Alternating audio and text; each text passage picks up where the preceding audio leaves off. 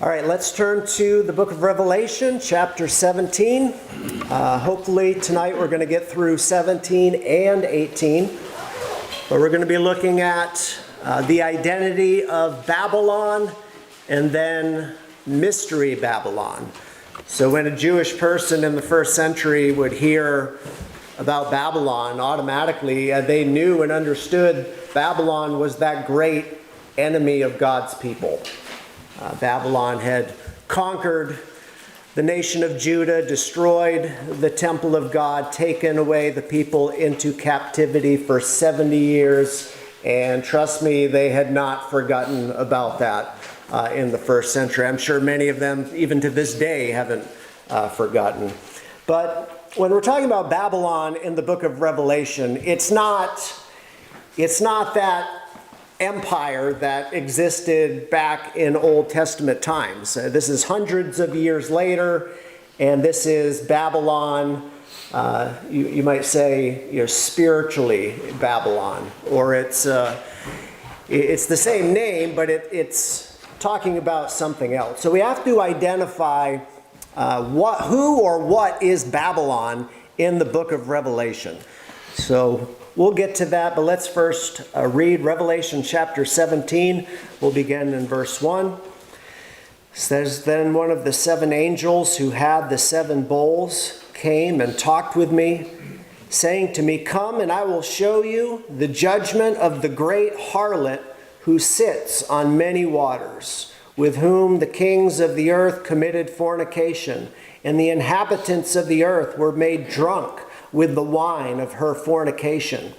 So he carried me away in the spirit into the wilderness, and I saw a woman sitting on a scarlet beast, which was full of names of blasphemy, having 7 heads and 10 horns.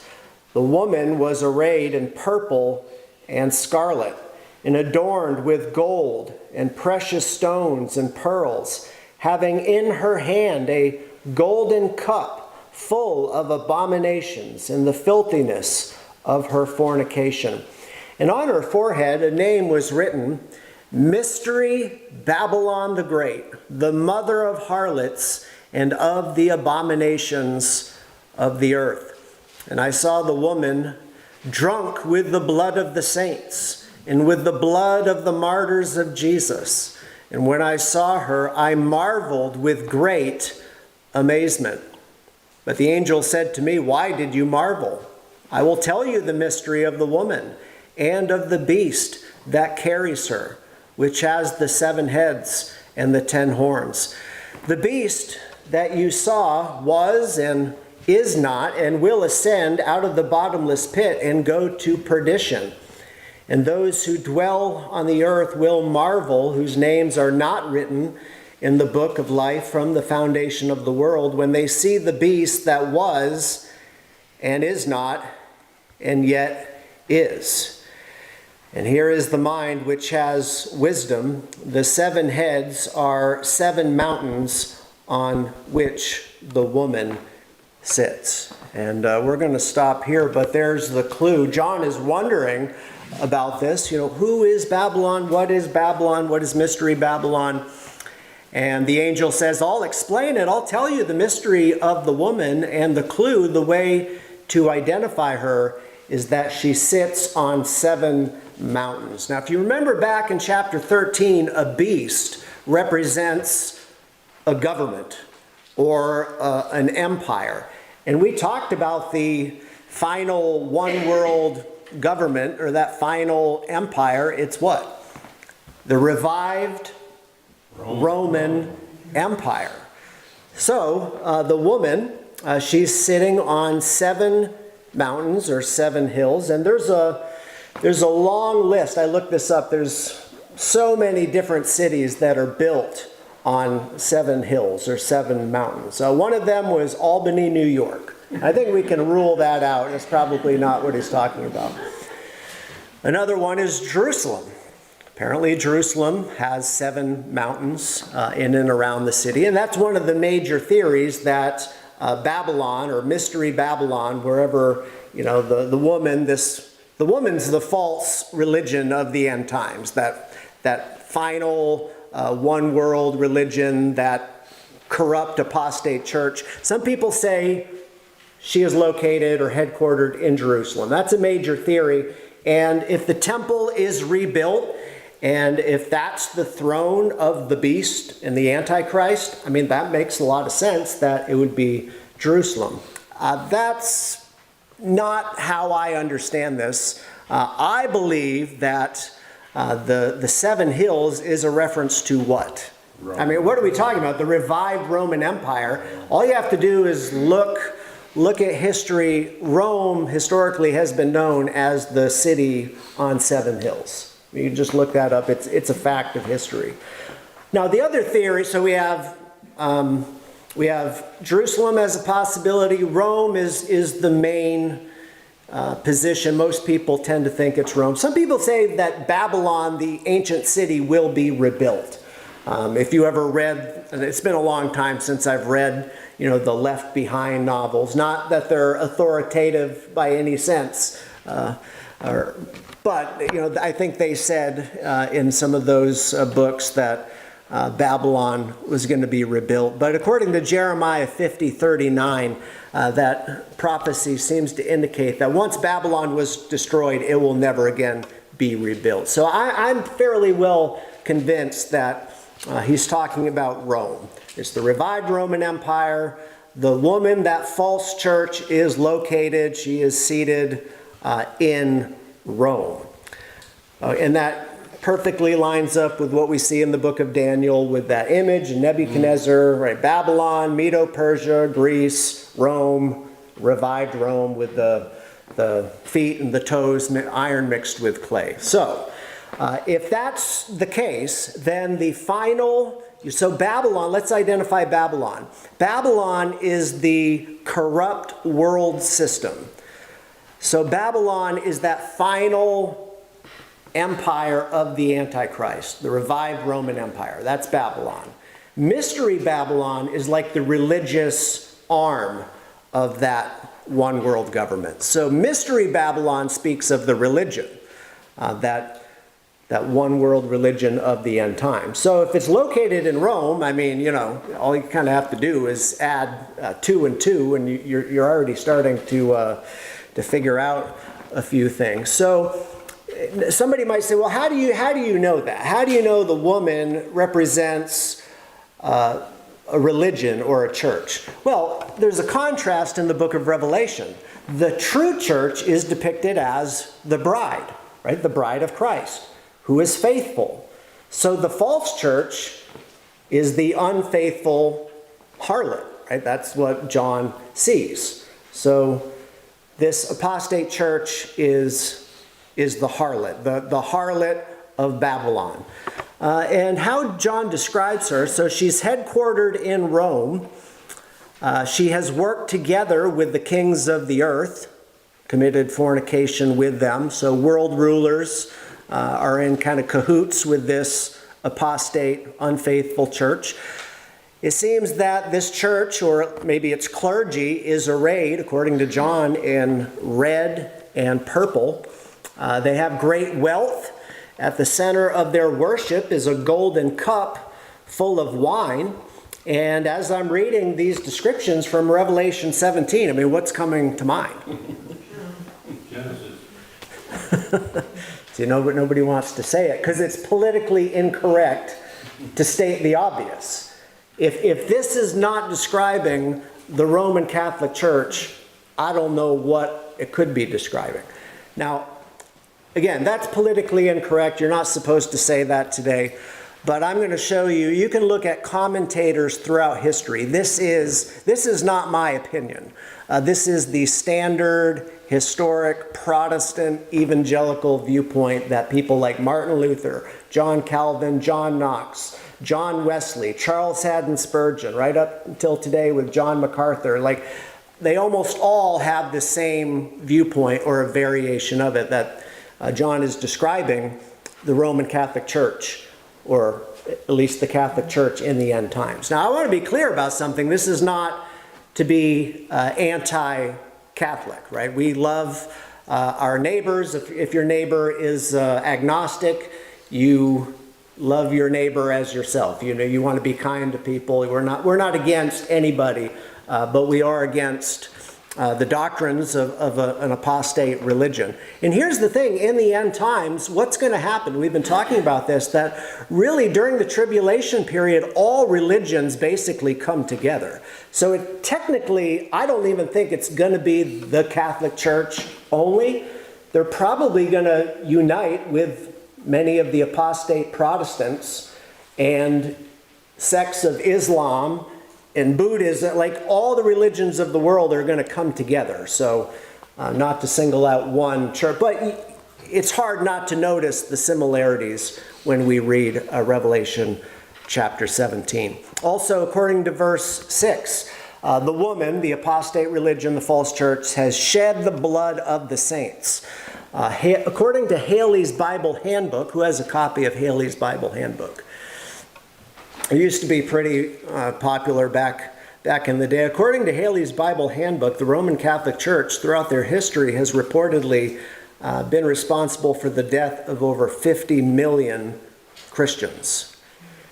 I mean, even during the Reformation, there was basically a mark on all of the reformers that they would be killed with the wars that were going on. But like I said, this has kind of fallen out of favor in the days we live in, starting in the 60s and 70s. There's kind of a shift where the popular evangelical Protestant ministries are kind of the seeker-sensitive megachurches, right? The market-driven churches where they don't want to say anything that's going to offend people. And admittedly, this type of thing, to single out another religion, this is offensive. So this is why you don't really hear about it these days. But again, to be fair, all religions are going to come together as one in the end times. Any comments or questions on this? And listen, if you disagree with that, that's up to you. And I'd be interested to hear how you interpret this later on. We can talk about that. Albert Barnes, well-known commentator, he wrote this about Revelation 17. He said, "The interpretation has led us to believe all along that Revelation 17," he says, "refers to papal Rome." Also, in Gill's exposition of the entire Bible, he wrote the same thing, that it refers to papal Rome. Here's what Matthew Henry wrote. He's one of the most respected commentators in church history. Matthew Henry wrote this for Revelation 17, 1 through 6. He says, "Papal Rome has obtained and kept her rule over kings and nations.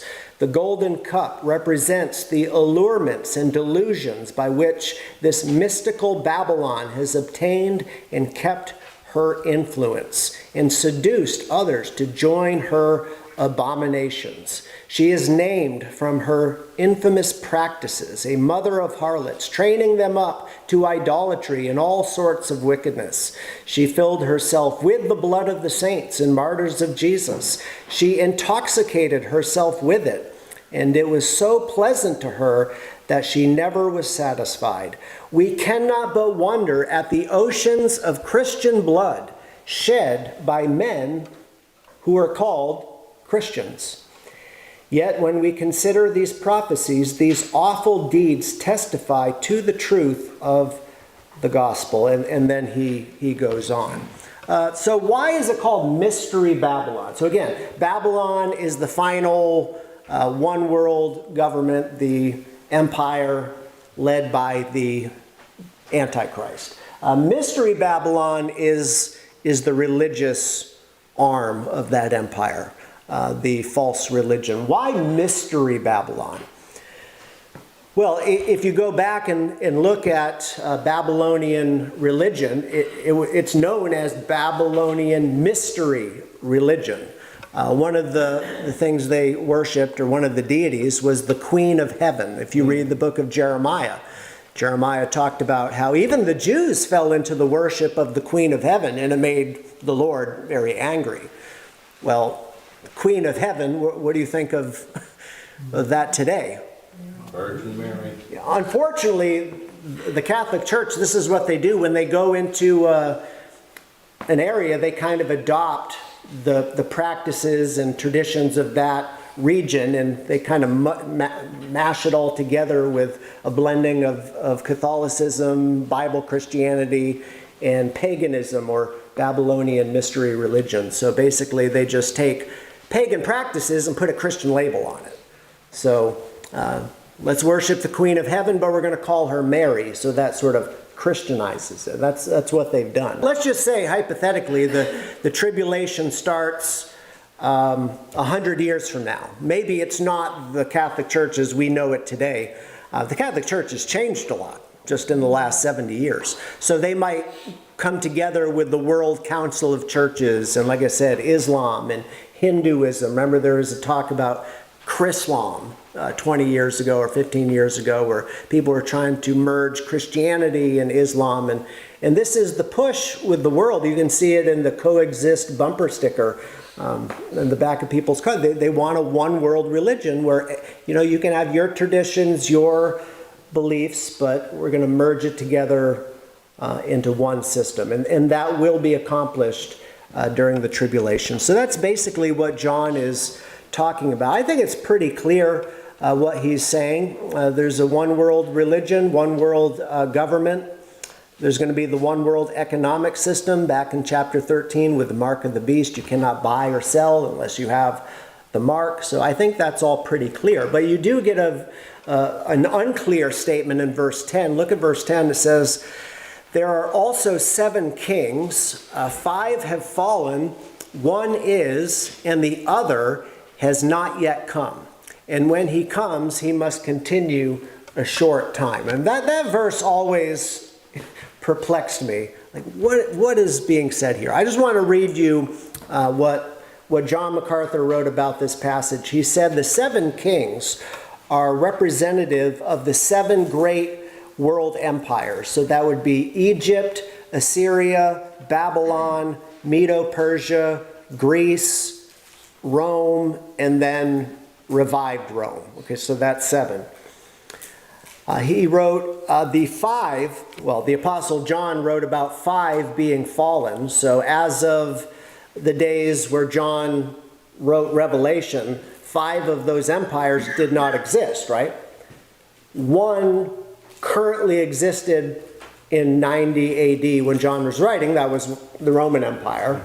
And there's one yet to come, which is revived Rome.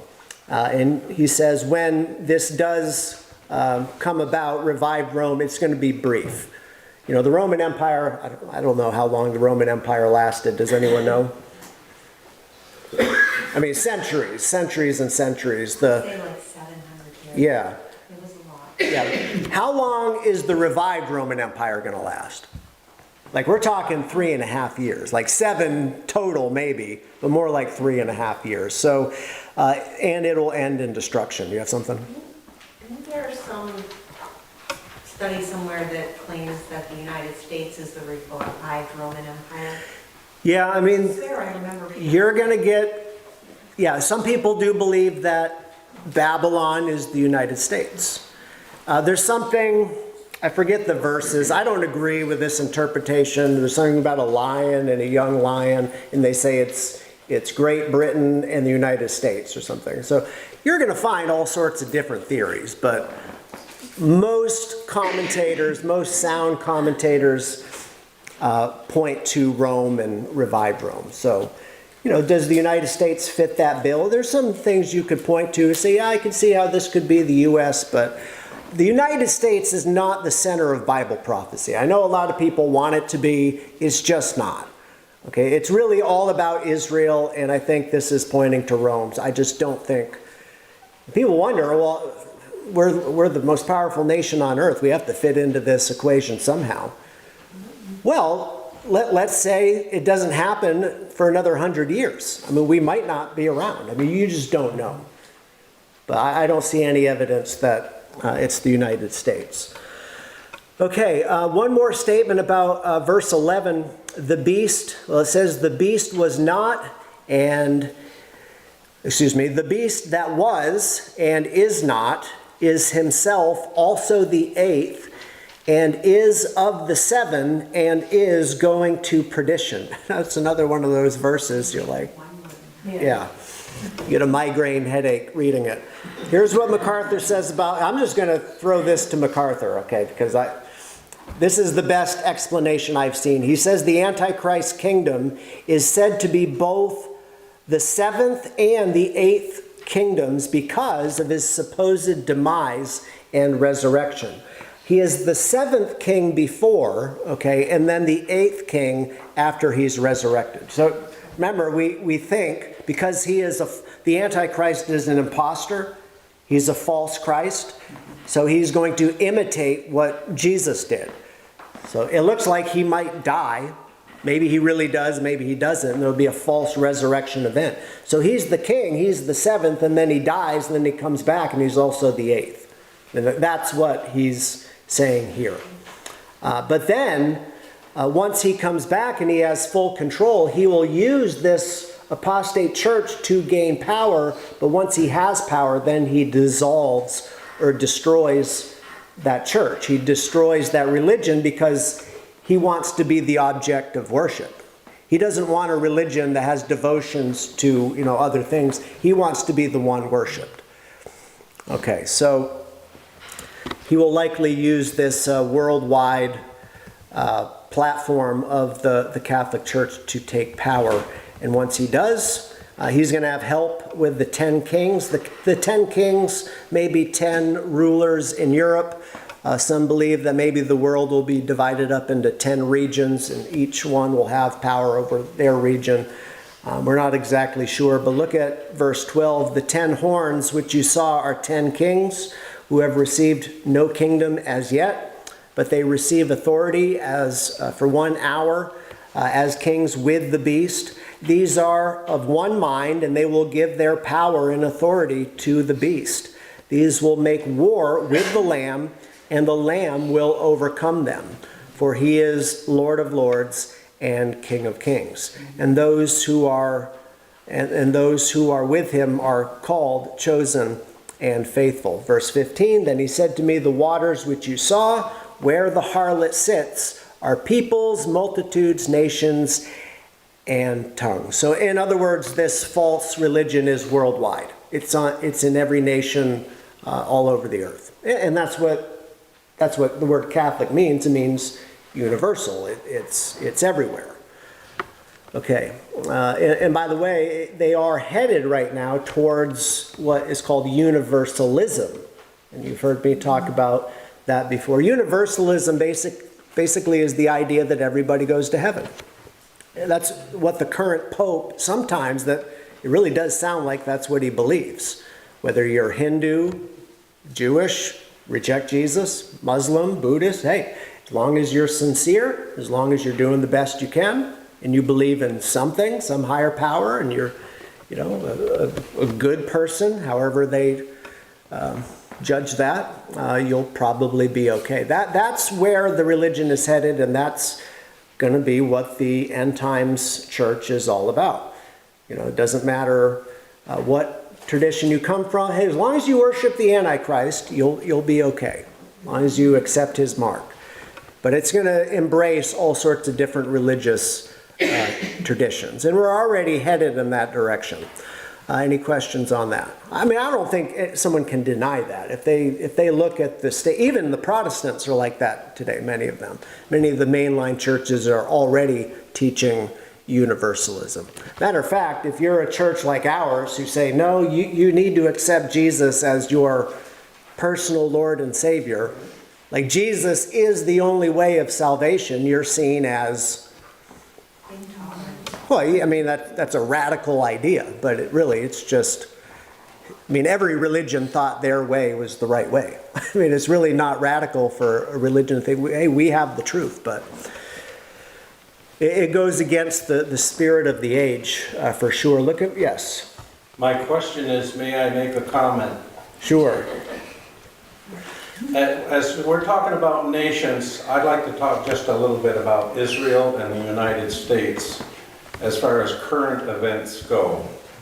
Because what we're talking about here now is likely it's my opinion that this is happening during the Great Tribulation And I bet you no one in this room is going to be around during that time.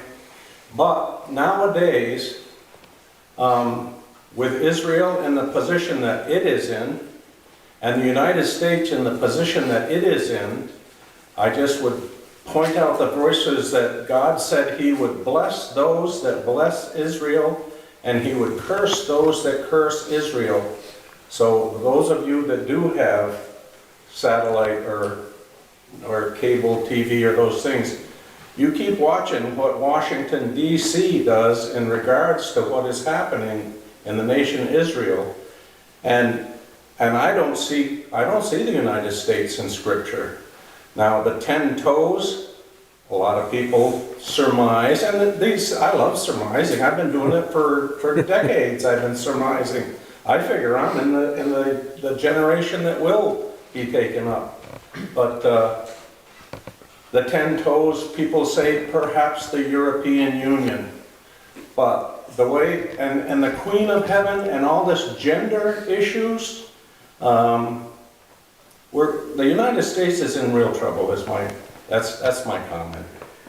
Yeah, I mean, just to kind of follow what I think you're getting at, if the belief is if the United States stops supporting Israel, then we would be... Yeah, see what happened to the Canaanites, Right. the Jebusites, the Philistines, the Ammonites, The reality is, though, you see this in the book of Zechariah, all nations are going to come together against Israel and against Jerusalem. So the United States would be one of them, or whatever form we're in when this takes place. But let's just continue on, because I want to get into chapter 18. Verse 17. Actually, let's go back to 16. It says, then the 10 horns which you saw on the beast, so the 10 kings, that says they will hate the harlot. So who's the harlot? Well, it's the false church, headquartered in Rome. So once they take power, they're going to despise the religion. They're going to make her desolate. So like I said, it seems like they dissolve the church or destroy it. It says they burn her with fire. Verse 17, so they have no more use for the church once they have their power, and they're going to demand worship for themselves. Verse 18, for God has put it into their hearts to fulfill His purpose, to be of one mind, and to give their kingdom to the beast, until the words of God are fulfilled. And the woman whom you saw is that great city which reigns over the kings of the earth. And again, it's a reference to Rome. Rome ruled in John's day. During the Roman Empire, the popes ruled over the kings of Europe during what was called the Holy Roman Empire. That was the situation. The pope was sort of like the king of kings. He usurped the role of Christ, and I submit he's still doing that today when he claims titles like Holy Father, Vicar of Christ, and what's the other one? Alter Christus. He's ordained as another Christ. So he takes titles of the Trinity and he applies them to himself. And that's only going to get worse in the future. So all the kings of the earth are all going to give their power. And you already have nations talking about this, of giving up their national sovereignty and giving it to maybe the UN or some, another entity. But that's what's going to happen during the tribulation. These nations are going to give up their power to the beast, or to the Antichrist and his false prophet. Okay, so if all this is true, and Rome truly is Babylon, I mean, it's the one world empire, the final world system, but if it's really talking about Rome, why is it called Babylon? Why not just say Rome? Any ideas? Well, one thing, if it said Rome, then you could say it's like a self-fulfilling prophecy, if that were the case. But if you think about Babylon, where did Babylon begin? Where are the origins of Babylon?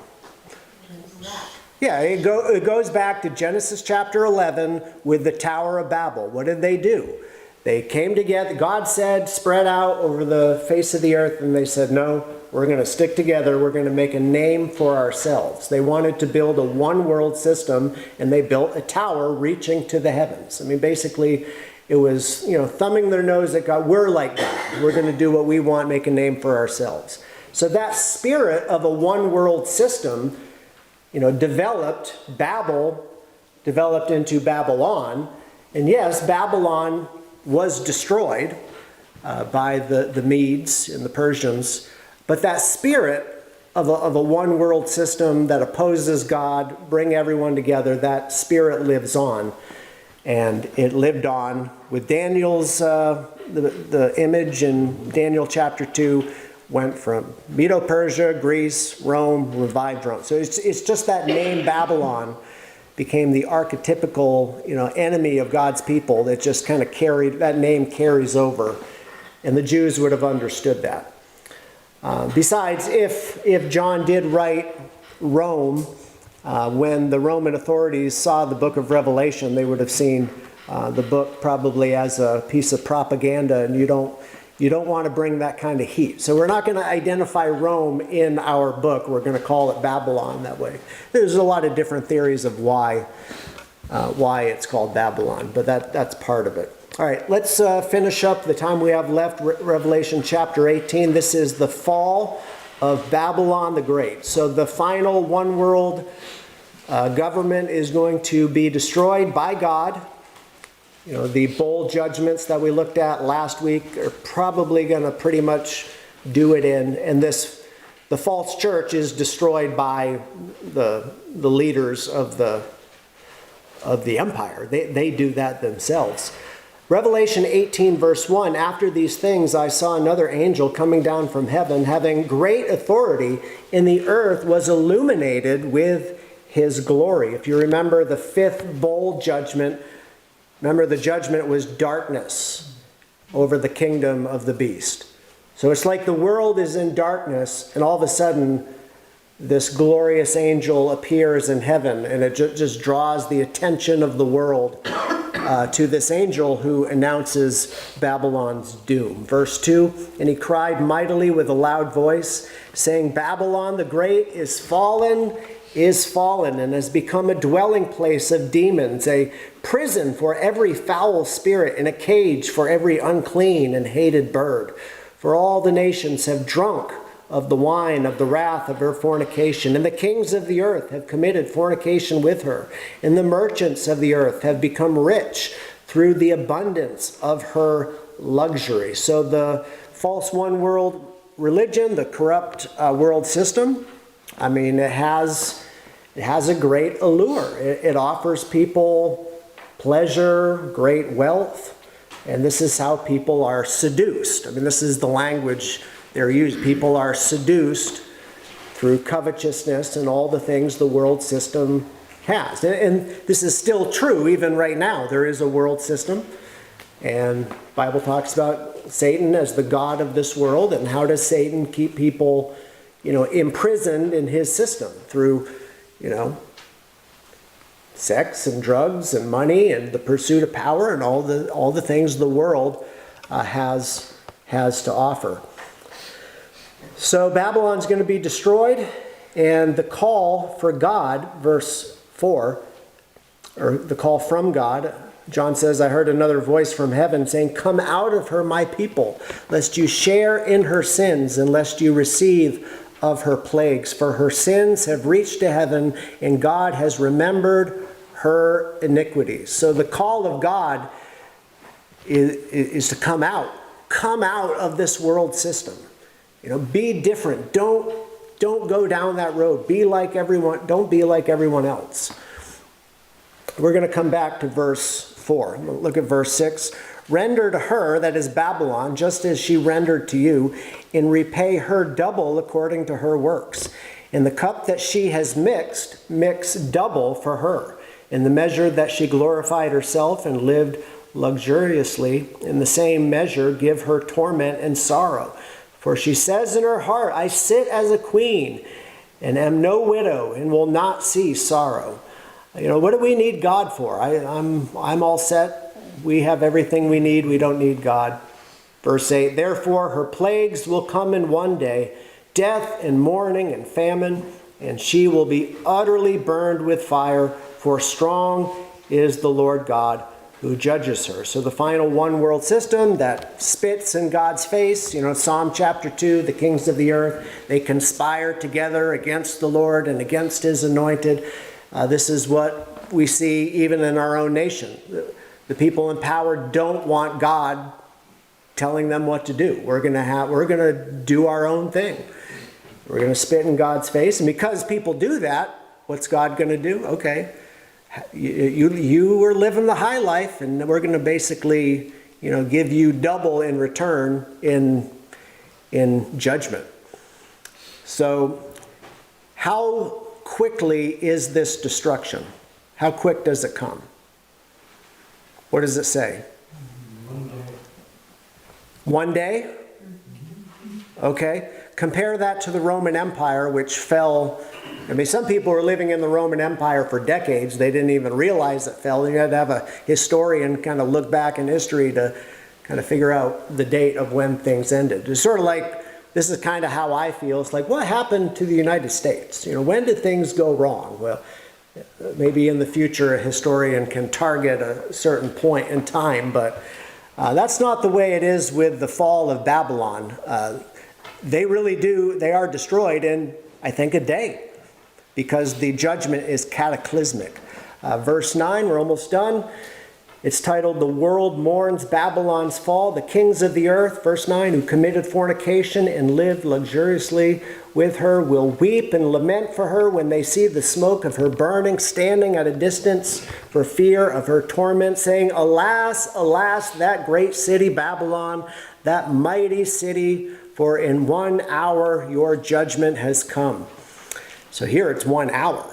And the merchants of the earth will weep and mourn over her, for no one buys their merchandise anymore. Merchandise of gold and silver, precious stones and pearls, fine linen and purple, silk and scarlet. And it goes on to describe the way, people make money, buying and selling. But verse 14 even mentions what?